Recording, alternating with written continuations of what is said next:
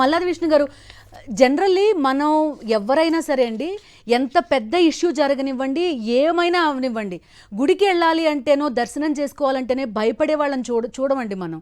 అలాంటిది వైకుంఠ ఏకాదశి రోజు ఎక్స్పెక్ట్ చేసిన క్రౌడ్ కంటే కూడా చాలా తక్కువ మంది వచ్చారనేది ఒకటి. తిరుమలకి, దాంతోపాటు ఈవెన్ రాష్ట్ర వ్యాప్తంగా ప్రధాన ఆలయాలు సింహాచలం అని, అన్నవరం అని, ఇక్కడంతా కూడా చాలా గట్టిగా చేస్తారు వైకుంఠ ద్వార దర్శనం ఏర్పాట్లు. ఇదంతా అక్కడ కూడా కంపారిటివ్లీ ఈసారి జనం భక్తులు తక్కువ వచ్చారని అంత పానిక్ క్రియేట్ చేశారు వీళ్ళు. అంటే ఇప్పుడు తిరుమల తిరుపతి దేవస్థానం అంటే ఒక క్రౌడ్ మేనేజ్మెంట్కి, లేకపోతే ఒక త్వరితగతిన దర్శనం జరగడానికి, భద్రతకి మారుపేరుగా ఉంటుంది. ఎందుకంటే తిరుపతి సంబంధించినటువంటి అక్కడ ఉన్నటువంటి అలవాట్లు కానీ, లేకపోతే వ్యవహార శైలి మీద ఇతర దేవస్థానాలు కూడా, అవుట్ ఆఫ్ స్టేట్లో ఉన్నటువంటి ఇతర దేవస్థానాలు కూడా వచ్చి చూసిన తర్వాత ఇక్కడికి వచ్చి నేర్చుకుని వాళ్ళ దగ్గర ఇంప్లిమెంట్ చేసినటువంటి పరిస్థితి కూడా మనం చాలా పుణ్యక్షేత్రాల్లో చూసాం. కానీ ఈ ప్రభుత్వము, కూటమి ప్రభుత్వం వచ్చిన దగ్గర నుంచి తిరుమల తిరుపతి దేవస్థానాన్ని పొలిటికల్ గానే వాడుకుంది తప్ప అక్కడ ఉన్నటువంటి అడ్మినిస్ట్రేషన్ కానీ, అక్కడ ఉన్నటువంటి రేపు మొన్న జరిగినటువంటి వైకుంఠ ఏకాదశి 10 రోజులకు సంబంధించినటువంటి వ్యవహారంలో ఏ రకంగా చెయ్యాలి, ఏ రకంగా ఒక క్రమశిక్షణతో డిసిప్లిన్ గా అధికారులందరూ పనిచేయాలి అని చెప్పనేది పూర్తిగా మర్చిపోయింది. మర్చిపోవటమే కాదు, దానికన్నా ముందు 3 రోజుల ముందు 2-3 రోజుల పాటు చిత్తూరు జిల్లాలో ఉన్నారు సీఎం గారు. ఉన్నప్పటికీ కూడా కలెక్టర్ని కానీ, ఎస్పీని కానీ, ఈవోని కానీ, చైర్మన్ కానీ ఎవరిని కూడా పిలిపించి మాట్లాడి ఒక సమర్థవంతంగా రేపు జరగబోయేటటువంటి 10 రోజుల కార్యక్రమం చూడాలి అని మాట చెప్పినటువంటి పరిస్థితి కూడా లేదు.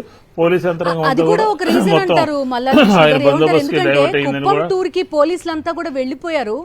ఇంకా వాళ్ళు ఏ స్థాయిలో అలసిపోయారంటే ఇక్కడ వాళ్ళకి వచ్చి కనీసం ఉండే పరిస్థితి లేదు. అది కూడా ఒక రీజన్ అని చెప్తారండి.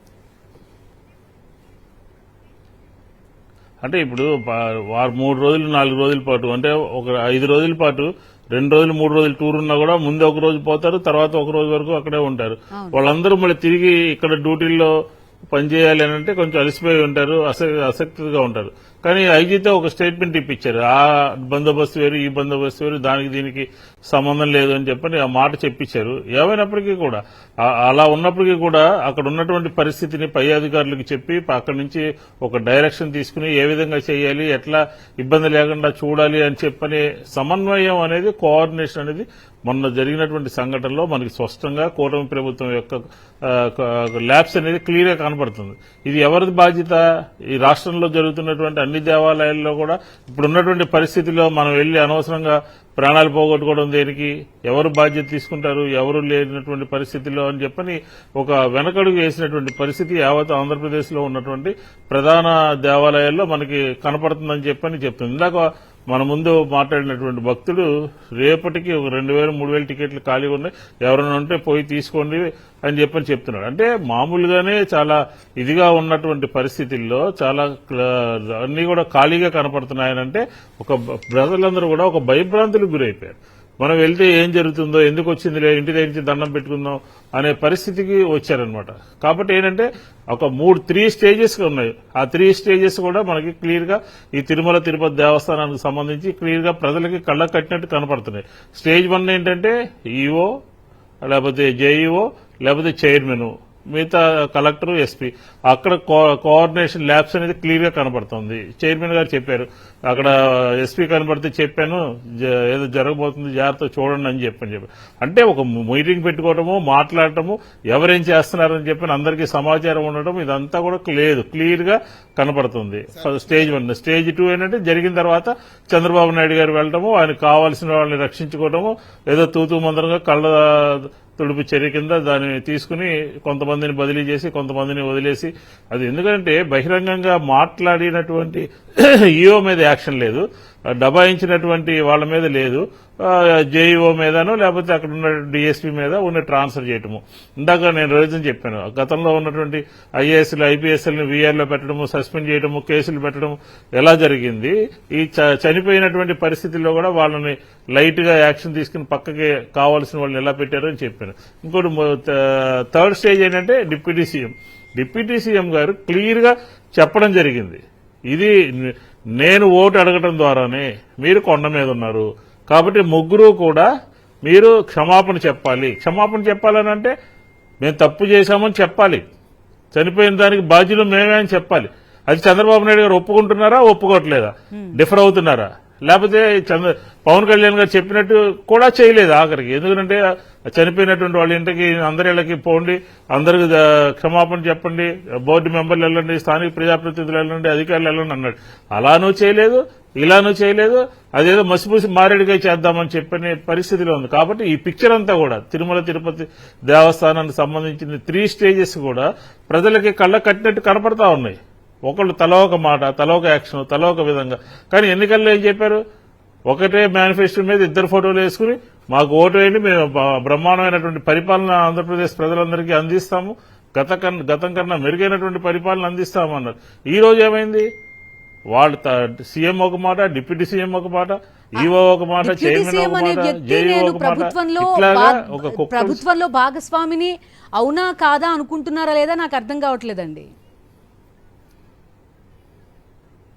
అంటే ఇప్పుడు ఒకటి జరుగుతుంది మేడం, పొలిటికల్ సిచ్యుయేషన్ సినారియో అంతా కూడా మారినటువంటి పరిస్థితులు కనపడుతున్నాయి. భవిష్యత్తులో తిరుమల తిరుపతి దేవస్థానం ఇన్సిడెంట్ జరిగినప్పుడు నేను ఈ రకంగా మాట్లాడాను, తెలుగుదేశం స్టాండ్ అది, నా స్టాండ్ ఇది అని చెప్పుకోవటానికి అనే దానికి రికార్డు కోసం ఆయన వ్యవహరించినట్టుగా కనపడుతుంది క్లియర్ గా.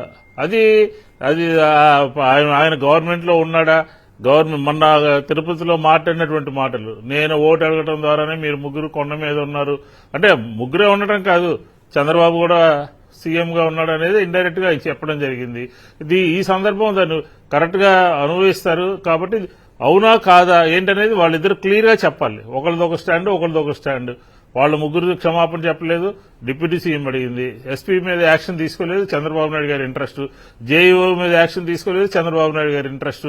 ఇది అంతా కూడా ప్రజలకు క్లియర్ కనపడుతుంది. దాని పర్యవసానమే ఇతర దేవాలయాల్లో వైకుంఠ ఏకాదశికి బ్రహ్మాండంగా క్యూ లైన్ లో నుంచి అందరూ కూడా దర్శనాలు చేసుకున్నారు. 5 సంవత్సరాల పాటు ఎక్కడా కూడా ఎటువంటి ఇబ్బంది లేకుండా కూడా పకడ్బందీ ఏర్పాట్లు చేసుకుని వాళ్ళకు కావాల్సిన సౌకర్యాలను కల్పించుకున్నటువంటి పరిస్థితి మనం గతం చూశాం. ఈ సంఘటన మనకి ఈ 2-3 రోజుల్లోనే మనకి క్లియర్ గా పైన దేవస్థానంలో తిరుమలలో ప్రజల యొక్క రాక తగ్గటం అనేది మనకి క్లియర్ గా కనపడతా ఉంది.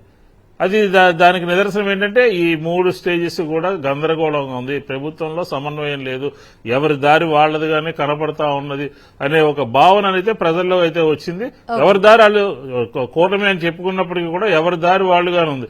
సీఎం స్టాండ్ సీఎంది, డిప్యూటీ సీఎం స్టాండ్ డిప్యూటీ సీఎంది, ఇట్లా ఉంది. కాబట్టి ఖచ్చితంగా ఇది ఎవరు స్టాండ్ ఎటువంటి పరిస్థితిలో ఉన్నప్పటికీ కూడా కూటమి ప్రభుత్వం కాదు. భారతీయ జనతా పార్టీ సంబంధించినటువంటి నాయకులు, తిరుపతి బేస్ చేసుకున్నటువంటి నాయకులు ఎంతెంత గొడవ చేశారంటే జగన్ గారు తిరుపతి వెళ్తామంటే నోటుకు వచ్చినట్టల్లా మాట్లాడారు. ఏమైపోయారు ఈ రోజులంతా? అలాగే విజయవాడ నగరంలో స్వామీజీలంతా కలిసారు, హిందూ శంకరామం అని చెప్పారు. ఏమైపోయారు స్వామీజీలు? వారం రోజులు అవుతున్నప్పటికీ కూడా తప్పు జరిగింది, మరణాలు జరగడం ఇది హిందూ సాంప్రదాయానికి ఇది పట్టినట్టుగా భావించాలి అని చెప్పిన ఎందుకు ఒక్క మాట మాట్లాడలేకపోతున్నారు స్వామీజీలందరూ కూడా అడుగుతా ఉన్నాం. కాబట్టి అవకాశవాద రాజకీయాలు లేకపోతే ఈ రాజకీయాలు ఫుల్ స్టాప్ పెట్టాలి. హిందూ ధర్మం మీద జరుగుతున్నటువంటి దాంట్లో పూర్తిగా ఇప్పుడు నష్టం జరిగింది. భవిష్యత్తులో కూడా ఎటువంటి ఇది కూడా ఎవరు కూడా టాలరేట్ చేసేటటువంటి పరిస్థితి లేదని మనకు స్పష్టంగా చెప్తాం.